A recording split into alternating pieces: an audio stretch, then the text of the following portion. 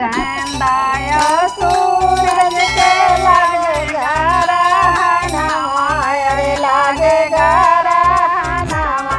अरे गंगा जी के घेरेला सेवार रे लालनवा, अरे गंगा जी के घेरेला सेवार रे लालनवा।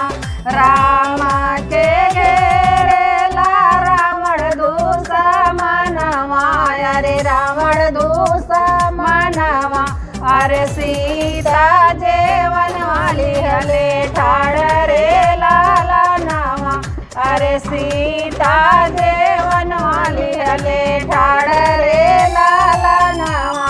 चंदाय सूरज के लागे गरहनवा, अरे लागे गरहनवा। अरे गंगा जी के घेरेला सेवार रे लालनवा, अरे गंगा जी के घेरेला सेवार रे लालनवा।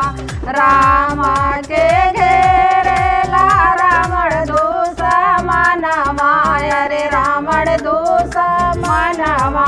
अरे सीता गेड़ुआ वाली हले ठाड़ रे लालनवा, अरे सीता गेड़ुआ वाली हले ठाड़ रे लालनवा। चंदाय सूरज के लागे गरहनवा, अरे लागे गरहनवा।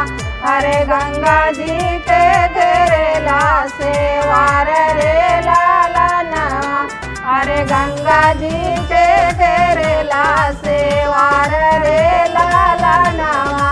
राम के घेरेला रावण दुश्मनवा, अरे रावण दुश्मनवा। अरे सीता बीरवाली हले ठाड़ रे लालनवा, अरे सीता बीरवाली हले ठाड़ रे लालनवा। ये हमारी लालनवा गीत आप लोग कैसा लगता है जरूर रहेगा।